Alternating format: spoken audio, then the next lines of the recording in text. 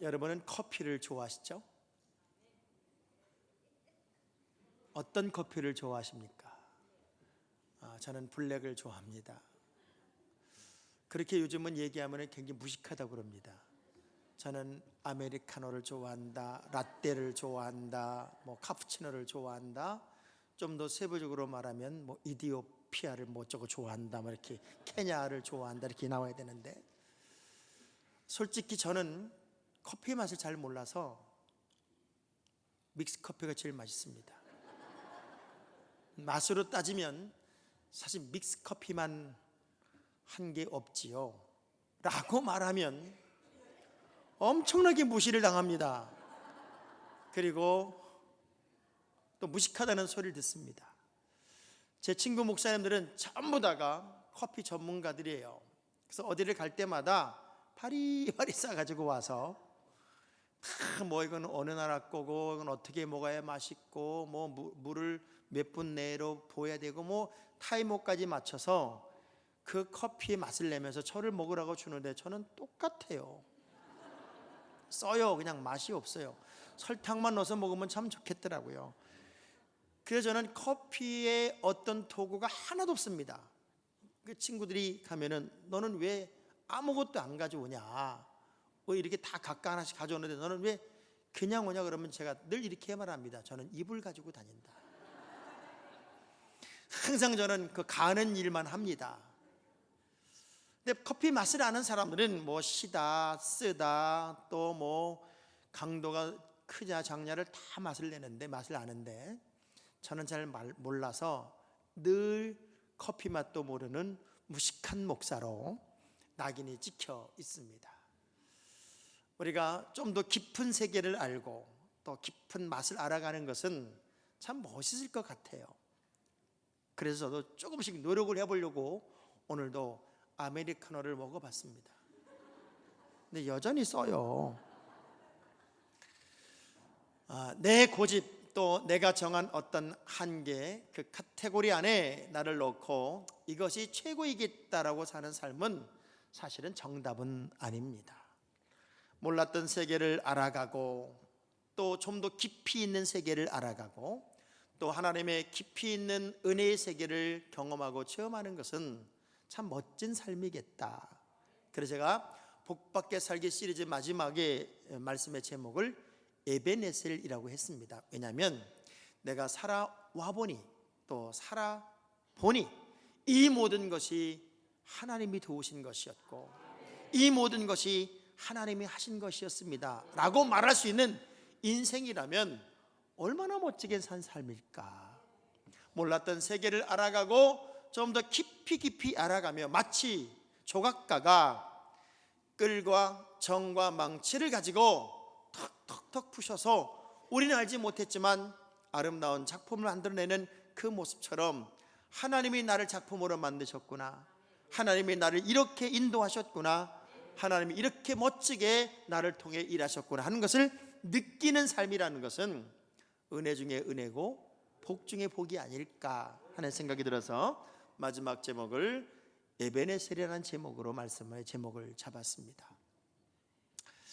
우리 하나님이요, 여러분을 멋지게 세우시기 위해서 때로는 하나님 나 좀 가만 내버려 두세요, 내가 좀 빗나가도 좀 기다려 주시고요, 내가 좀 잘못 살아도 좀 참아주시고요, 나에 대해서 너무 민감하지 않으면 좋겠어요 라고 말하고 싶을 때도 있어요. 그런데 우리 하나님은 때로는 기드온에게는 하늘의 이슬을 통해서 깨달음을 주시고, 발람 선지자에게는 나귀를 통해서 깨달음을 주시고, 모세에게는 불붙은 떨기나무를 통해서 하나님의 일하심을 목격하게 하시고, 베드로에게는 빠지지 않는 그 바닷물을 걷게 하심을 통해서 뭔가 하나님의 일하심을 느끼게 해요. 나를 가만두지 않는단 말이에요. 저는 이게 가장 큰 복이라고 생각을 합니다. 가장 버림받은 인생은 어떤 인생이냐면 모두가 무관심한 인생이에요.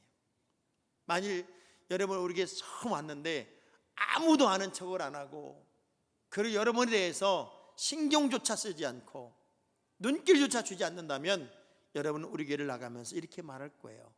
무슨 교회가 저렇게 쌀쌀맞아, 무슨 교회가 저렇게 냉정해? 무슨 교회가 저렇게 차가워? 이렇게 말할 거예요. 그런데 좀 거북스럽지만 그래도 아는 척을 해주고 인사도 해주고 따뜻한 어떤 차라도 대접하려고 하는 그런 마음을 받으면 그래도 저기는 살아있는 곳이구나, 사람을 그래도 사람으로 보는 곳이기도 하구나 라는 생각을 하게 될 거예요. 하나님이 왜 그렇게 우리를 간섭하실까? 요한복음 13장 1절의 말씀 보니까 하나님이 우리를 간섭하시고 하나님이 우리에 대하여 끊임없이 일하시는 목적, 이유가 이거였더라고요. 시작. 유월절 전에 예수께서 자기가 세상을 떠나 아버지께로 돌아가실 때가 이른 줄 아시고 세상에 있는 자기 사람들을 사랑하시되 끝까지 사랑하시니라. 끝까지 사랑하세요. 세상에 있는 어떤 사람들을 사랑하나 봤더니 자기 사람들을 사랑하시되 끝까지 사랑하시더란 말이에요.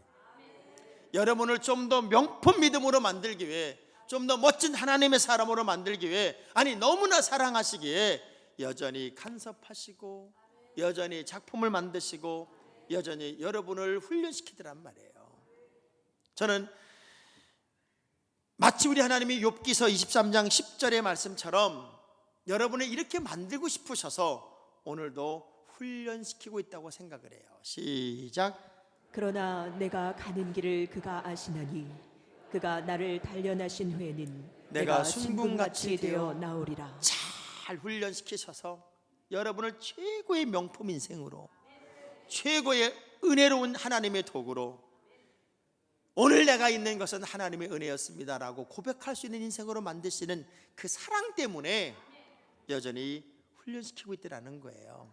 자, 그러면 오늘 본문의 이야기가 어떤 의미에서 에베네셀의 하나님으로 등장을 할까요? 사무엘이 많이 성장하고 나서 사무엘을 통해 이스라엘이 지배를 받던, 어찌 보면 어떤 통치를 경험하던 시점이 되었을 때 블레셋을 하나님은 계속해서 이스라엘의 막대기로 쓰는 거예요. 막대기. 이 블레셋이란 나라와 이스라엘은 우리가 성경을 읽어보면 계속해서 적대적 감정을 갖게 되고 계속 싸웁니다.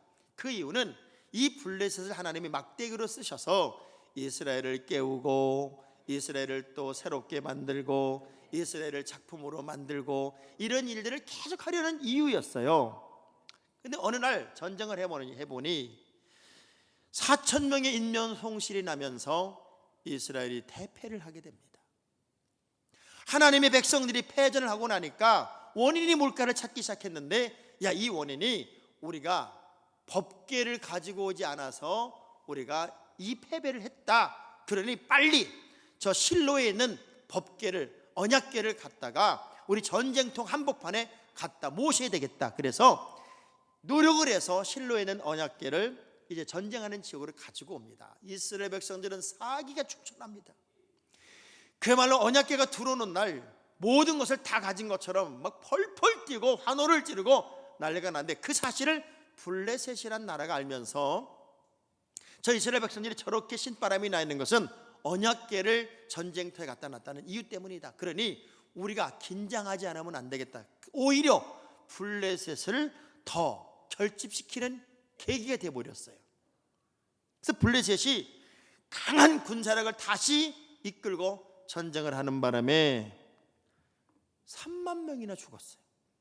이스라엘이 3만 명이 죽고 나니까 기가 막힌 거예요.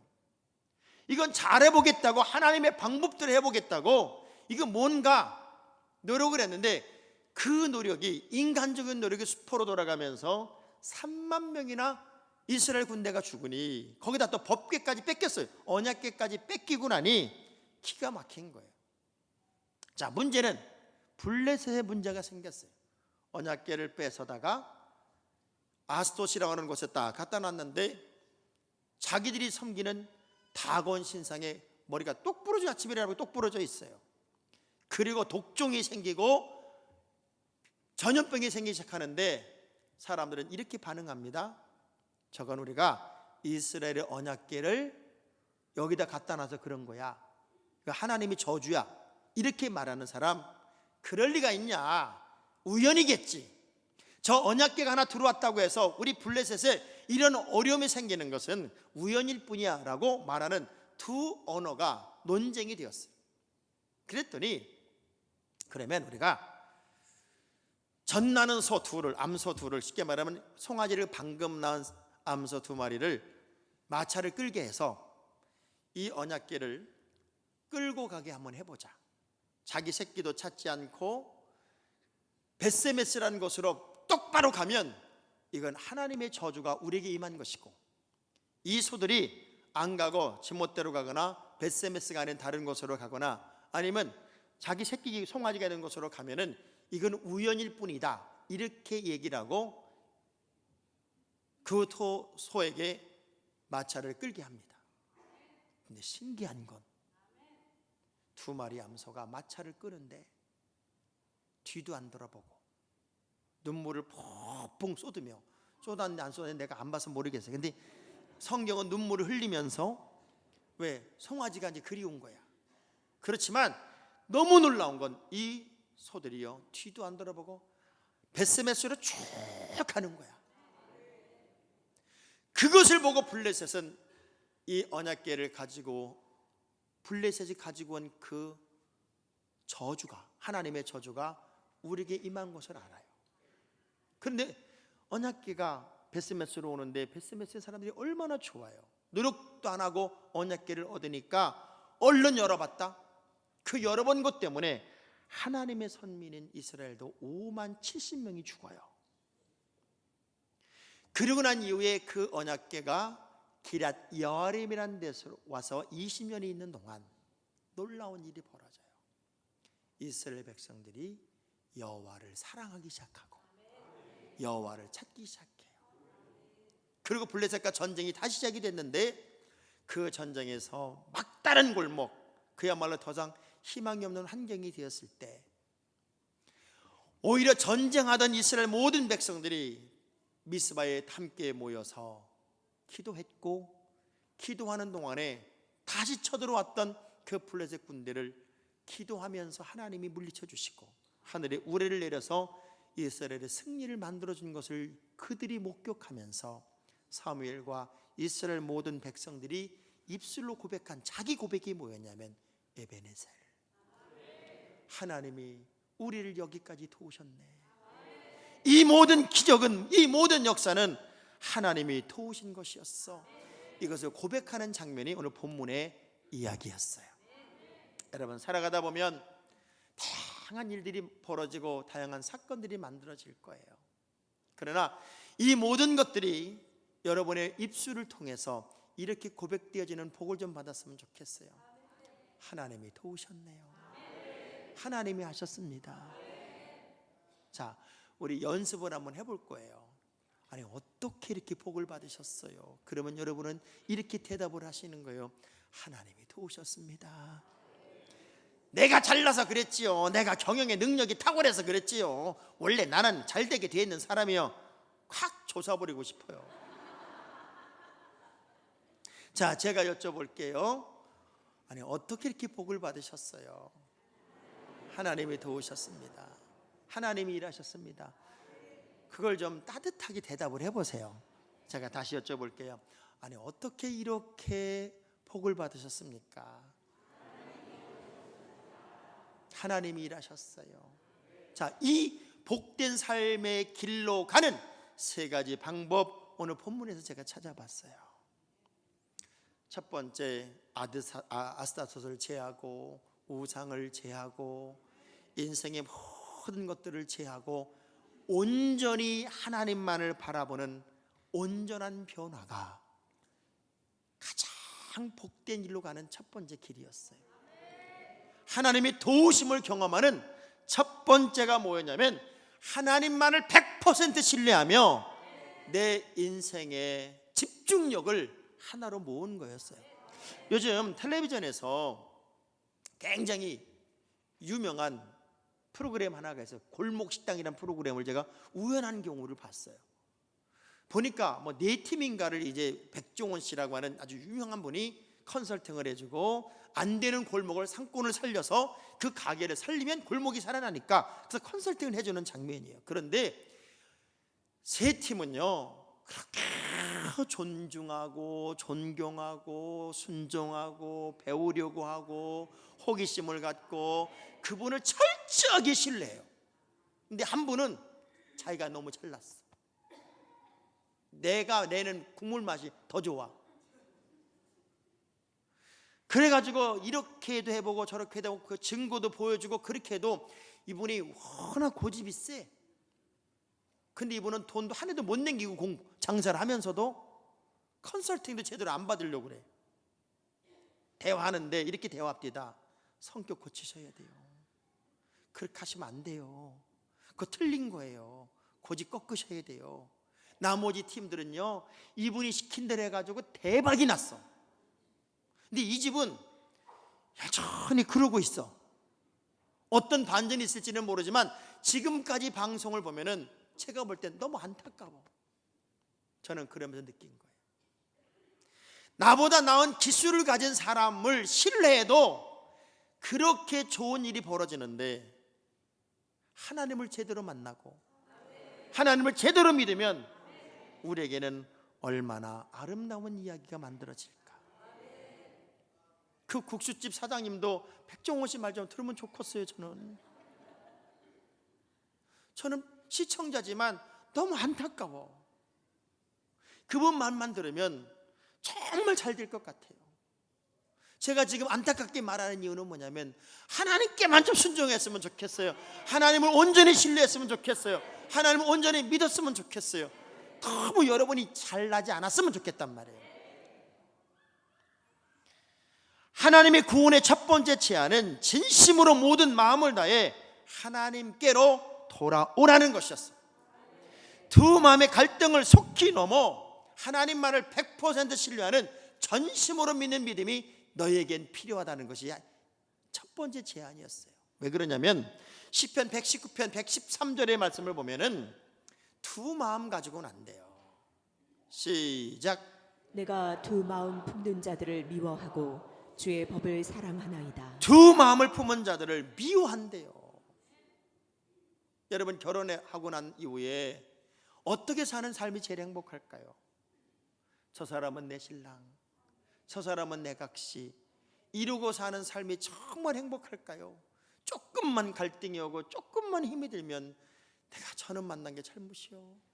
맞아, 그때 그놈을 만났어야 돼. 내가 그때 그 여자를 만났어야 돼. 이루고 사는 삶이 행복할까요? 대답을 안 하는 게 수상하긴 해요. 우리는 전심으로 하나님을 의지하고 전심으로 하나님을 찾으며 전심으로 두 마음이 아닌 하나의 마음으로 주님을 동행하는 믿음이 여러분에게 필요합니다. 그래서 명령형, 하나님의 명령형으로 여러분에게 권면했던 이야기들이 뭐냐면 뒤돌아보지 마라, 허탄한 마음을 제하라, 과거를 지워라, 두 신을 섬기지 마라. 이런 명령형으로 하나님의 명령이 우리 믿음의 사람들에게 주어진 것들이 참 많이 있습니다. 잠언서 25장 4절의 말씀을 보면 시작. 은에서 찌꺼기를 제하라. 그리하면 장색에 쓸만한 그릇이 나올 것이요. 저는 이 말씀 한 절이 저게 굉장한 도전이 됐어요. 은에서 찌꺼기를 제하니까 가장 쓸만한 은장식이 만들어지더라고요. 여러분의 인생을 지금도 여전히 오염시키고 있는 그 찌꺼기들을 좀 제거해내야 돼요. 과거의 상처, 과거의 아픔, 여러분을 여전히 주눅들게 하는 것, 왠지 모르게 기죽게 하는 것, 그런 찌꺼기들을 빨리 제거해내야 집중력을 방해하는 모든 것들을 제거하고 하나님만을 바라보고 의지하게 하는 것들을 어렵게 하는 모든 것들을 빨리 제거하지 않으면 우리는 명품 그리스도인이 될 수 없단 말이에요. 보이는 게 전부가 아닙니다. 전 여러분이 여기서 멀쩡하게 저를 바라보고 웃고 있어요. 나는 다 나를 사랑하는 줄 알았더니 어떤 분들은 또 덜 사랑하는 분도 있고 어떤 분은 더 표정은 안 짓지만 사랑하는 분들도 있고, 예를 들면 이런 거예요. 시아버지 시어머니가 맨날 싸워. 그러니까 며느리가 보니까 안타까운 거예요. 근데 어느 날부터가 좀 티격거리는 게 좀 덜해서 하루는 찾아가서 시어머니에게 묻는 거예요. 어머니, 요즘은 아버님하고 좀 덜 싸우세요? 좀 사이가 좀 나아지셨어요? 그랬더니 아휴, 내 평생 저 인간하고 사는 게 사실 십자가다. 그런데 요즘은 좀 나아진 게 누가 그러더라. 야, 너무 배기 싫고 너무 속상하고 그냥 너무 싫으면 노래를 부르라고 그러더라. 근데 노래 좀 자꾸 부르면서 좀 나아졌어. 그러셨냐고. 그냥 방에 들어가서 시아버지한테 묻는 거야. 아버님은 요즘 어머니하고 사는 거 좀 덜 싸우시고 좀 좋아졌어요? 그랬더니 네 엄마가 많이 달라졌어. 그래서 내가 많이 좋아졌어. 왜요? 나만 보면 노래를 불러. 나만 보면 노래를 불러. 여러분, 아니 신랑만 보고 노래 부르는 게 그 이뻐서 부르는 거요. 너무 미워서 부르는 거거든. 그게 그냥 보이는 것이 전부가 아니요. 하나님은 그래서 중심을 보시는 거예요. 진심을 본단 말이에요. 여러분의 인생에서 영적인 것을 훼손하는 모든 것들을 빨리 지워내고 전심으로 주께로 돌아오는 믿음이 여러분의 믿음의 길을 주의 이름으로 축복합니다. 또 하나는 모두 미스바로 모이자. 전 백성 미스바로 모이자. 지금 전쟁통에 지금 무기를 가지고 와야 되고 군사들을 용기 있게 만들어야 되고 훈련을 시켜야 되는데 다 모아서 기도하자는 거예요. 더 놀라운 건 기도하자는 사무엘 선지자의 요청에 다 미스바로 모입니다. 여러분, 기도는 하나님이 주시는 최고의 능력이죠. 근데 혼자 하는 기도보다는 부인과 신랑이 같이 하는 기도가 더 능력이 있고 온 가족이 함께 하는 기도가 더 능력이 있고 저 혼자 하는 기도보다는 온 성도가 함께 모여 하는 기도가 더 능력이 있지 않겠습니까? 전 백성이 다 모였어요. 이제 우리가 이번 주 말고 다음 주에 고난주간 한 주간 전 교회에 나와서 새벽 작전 기도를 할 텐데 이제 내일부터는 그래도 워밍업을 좀 하셔야 되지 않을까 여러분? 갑자기 툭 나오는 게 너무 힘들 테니까 내일부터 내가 워밍업도 좀 해서 뭔가 전 교인이 모여서 함성으로 드리는 기도가 얼마나 위대했냐면 마태복음 18장 20절의 말씀을 보면요, 주의 이름으로 모여서 드리는 것들, 주의 이름으로 모이는 것들, 이런 것들이 굉장히 중요한 거였어요. 시작. 두세 사람이 내 이름으로 모인 곳에는 나도 그들 중에 있느니라. 할렐루야. 사실요, 기도가 그렇게 쉬운 건 아니에요. 마치 야곱처럼 씨름하는 것, 때로는 에스더처럼 금식하는 것, 때로는 공격형 기도는 나의 모든 노력이 수반돼야 될 때가 있어요. 여러분, 아기 나면 아기 낳는 엄마들이 뭐라고 그래요? 다시는 못 낳겠다. 다시는 못 낳겠다. 막 해산의 고통을 하면서 다시는 못 낳겠다고 그냥 그런 마음을 가지고 다 아기를 낳아요. 그게 너무 신기한 건 그렇게 낳을 때는 그렇게 고통스러웠는데 일정한 시간이 나면은 또 나요. 그래서 어떤 분은 10명도 낳았어. 왜 그런가 봤더니 해산의 고통은 너무 힘들고 어렵고 아프지만 환희는, 낳은 기쁨, 이 환희는 아픔을 삼키는 마술 같은 능력이 있고요, 또 하나 결과의 기쁨이 과정의 고통을 이겨요. 이 결과의 기쁨이 얼마나 큰지 어느 순간 과정의 고통을 잊고서 또 아기 낳고 또 아기 낳아서 여러분이 셋도 낳고 넷도 낳은 거예요. 기도는 어찌 보면 과정의 고통일 수 있어요. 그렇지만 기도의 열매, 기도의 결과가 얼마나 크고 놀라운 것인지 우린 그 기도의 결과 때문에 또 하나님께 매달리고 또 하나님께 서야 할 수밖에 없는 믿음의 사람이에요. 모두가 다 모여서 기도하는데 전갈이 옵니다. 블레셋이 지금 쳐들어왔다는 거예요. 그런데도 기도가 멈추지 않아요. 할 수 있어서 하는 게 아니라 기도는 어떻게 하는 건가 봤더니 항상 하는 거더라고요. 로마서 12장 12절의 말씀을 보겠습니다. 시작. 소망 중에 즐거워하며 환난 중에 참으며 기도에 항상 힘쓰며. 항상 힘써라. 저는 요즘에 잠을 못 잘 정도로 설레요. 왜 설레냐면 고난주간 작정 새벽기도에 우리 교들이 그냥 100%다 나와가지고 1, 2, 3번 나눠졌던 교인들이 한꺼번에 다 나오면 자리가 없어서 막 강대상에도 올라오고 막 너무 그게 기대가 돼서 빨리 다음 주가 빨리 왔으면 좋겠어. 우리 옆 사람 축복합시다. 좋게 말할 때 기도 좀 합시다. 좋게 말.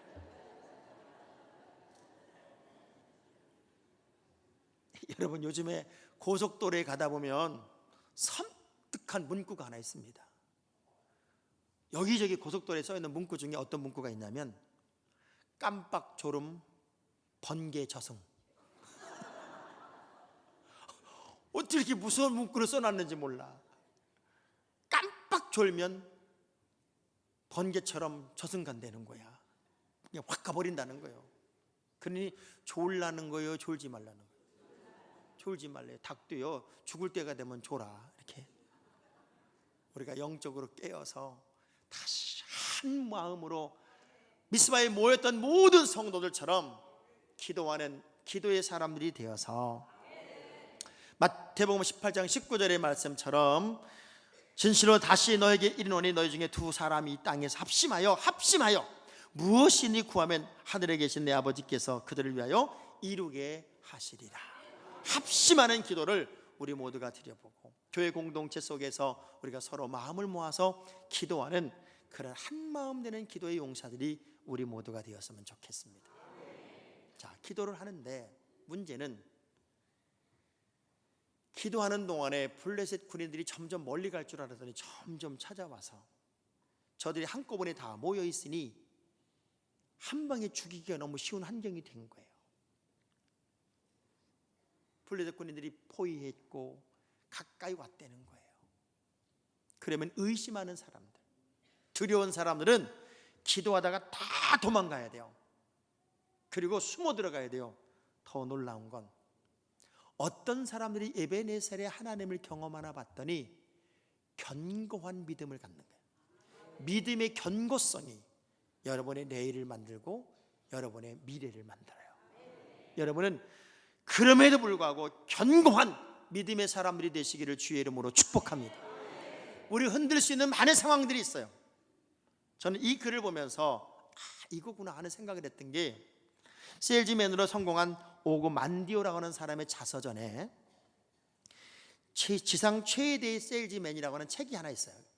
지상 최대의 세일즈맨이라는 그 책에서 성공의 비결, 이 사람이 어떻게 성공했는지를 비결을 이렇게 적었어요. 제가 그걸 한번 읽어드릴게요. 슬퍼지면 소리내 한번 웃자. 기분 나쁘면 곱빼기로 일하자. 두려우면 문제 속으로 들어가자. 열등감을 느끼면 새 옷으로 갈아입자. 불안하면 고함을 2번 지르자. 무능함을 느끼면 지난날의 성공을 생각하자. 자신이 보잘것없게 느껴지면 내 인생의 목적을 기억하자. 야, 영업을 하면서 얼마나 많은 갈등들이 있었겠으며 또 무시당한다고 느끼는 그런 경험도 있었겠어요. 그렇지만 이 사람은 그럼에도 불구하고 한 번도 흔들리지 않았다, 그 얘기예요. 우리가 믿음의 견고함을 가지고 있으면, 의심이 생기고 불안한 마음을 넘을 수만 있으면 여러분은 가장 큰 자가 될 수 있어요. 자, 사무엘상 7장 10절은 그렇게 견고한 믿음을 가지고 있었을 때 하나님이 어떻게 역사하는지를 설명해요. 시작. 사무엘이 번제를 드릴 때에 블레셋 사람이 이스라엘과 싸우려고 가까이 오매 그날에 여호와께서 블레셋 사람에게 큰 우레를 발하여 그들을 어지럽게 하시니 그들이 이스라엘 앞에 패한지라. 자, 싸우려고 가까이 왔어요. 자, 이들은 기도하고 있고 그들은 싸우려고 왔어요. 그러면 싸우려고 온 사람들이 무방비 상태의 이스라엘 사람들 이기는 건 백전백승일 겁니다. 그런데도 두려워하지 않고 이렇게 이야기합니다. 사무엘 선지자에게 저들이 쳐들어왔답니다. 지금 가까이 왔답니다. 코앞에 왔답니다. 그러니 도망갑시다가 아니라 더 기도해 주세요. 더 세게 기도해 주세요. 이걸 부탁하고 있어요.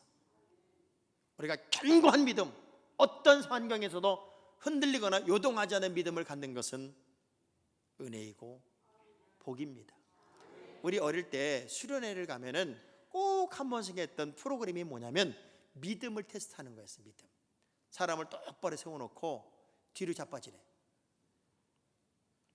우리가 받쳐줄 테니까 절대 쓰러지는 거 그냥 머리부터 닿지 않게 다 받쳐줄 테니까 믿고 뒤로 쓰러져 봐라. 제가 오늘 여러분 이 맨바닥에서 받쳐줄 테니까 뒤로 자빠지시오. 그러면요 거의 70%가 못해요.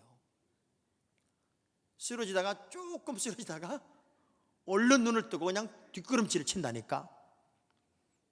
근데 진짜 믿는 사람은요 에라 모르겠다라고 확 쓰러져 버립니다. 그러면 그 사람을 내버려 줄까요? 잡을까요? 하나님이 얼마나 스릴을 즐겨야 하시는 분이냐면 아브라함이 이삭을 마지막 칼을 딱 들어서 치려고 하는 순간에 멈추셨어요. 저는 그때를 생각하면 끔찍해. 만약 우리 하나님이 타이밍을 조금 놓쳤거나 말을 더듬었거나 성경은 아브라함아 아브라함아 이렇게 불렀대는데 너무 바빠가지고 이러면 어떻게 하냐. 그랬으면 죽였을 거예요. 마지막 순간까지도 테스트하시는 분이더라고요. 그런데 그들은 견고해요. 흔들리지를 않아요. 애석하게도 미국의 크리스천 투데이라고 하는 신문에서 미국에 어려서부터 교회를 다녔던 청년들을 대상으로 설문조사를 해본 거예요. 천국은 어떻게 간다고 생각하십니까? 하는 설문조사를 했더니 어려서부터 교회를 다닌 청년들이 대답한 내용의 85%가 성경적인 대답이 아니었다는 거예요. 이 사람들의 대답은 교회 열심히 다니면 됩니다. 예배 잘 드리면 됩니다. 심지어는 성경 한 번 읽으면 됩니다. 말이 안 되는 얘기를 다 했다는 거예요. 단 15%만 예수 그리스도가 나를 위해 십자가를 지셨고 그 십자가를 진 사건을 내가 믿고 그 예수가 나의 구세주임을 고백하는 그것이 우리를 천국 가게 합니다. 이렇게 대답한 친구가 15%밖에 안 됐다는 거예요. 그러니 진짜 믿음의 사람이 많지 않다는 거예요. 여러분, 흔들릴 수 있는 환경이 우리에게는 옵니다. 의심할 수 있는 상황이 만들어집니다. 그러나 하나님에게 딱 붙잡혀 있으십시오.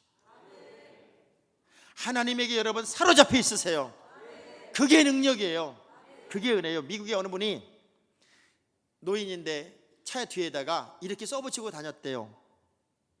리타이어. 그리고 밑에 No worry, no hurry, no fun, no boss. 이 말이 뭐냐면 나는 은퇴했습니다.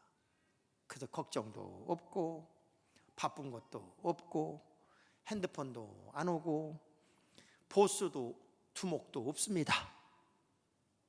그걸 보고 사람들이 저게 행복이라고 그랬을까요? 여러분 진짜 행복이 뭔 줄 알아요? 진짜 은혜가 뭔 줄 알아요? 사로잡히는 겁니다. 여러분 걱정거리도 있어야 사는 거예요. 누군가 여러분을 지도해야 사는 행복이 있어요.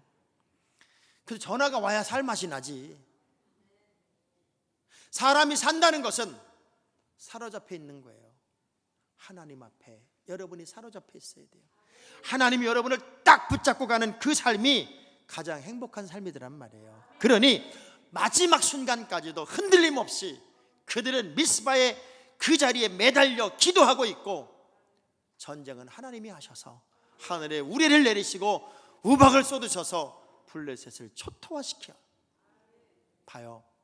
저수지에 물이 빠지면 그 많은 물고기들의 낙원이었던 저수지가 물고기들의 무덤이 되어버리더란 말이에요.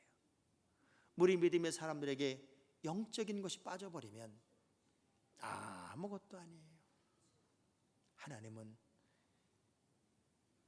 그렇게 승리를 주시고 승리를 경험한 그들은 이렇게 얘기했습니다. 에베네셀, 하나님이 여기까지 우리를 도와주셨습니다. 하나님이 우리를 도와주셨습니다. 하나님이 일하셨습니다. 저는요 이 고백이 여러분의 평생 고백이었으면 좋겠어요. 복받게 사는 모든 길에 이것이 고백이 되었으면 좋겠어요. 두 손을 가슴에 대고 한번 따라합시다. 하나님이 도우셨습니다. 하나님이 에베네셀이셨습니다. 여기까지 인도하셨습니다. 그 고백이 여러분의 고백이었으면 좋겠어요. 우리 함께 찬양해 볼게요. 하나님은 어떻게 나를 도우시는지, 그리고 나는 왜 어떻게 살아야 하는지 우리 한번 찬양하겠습니다.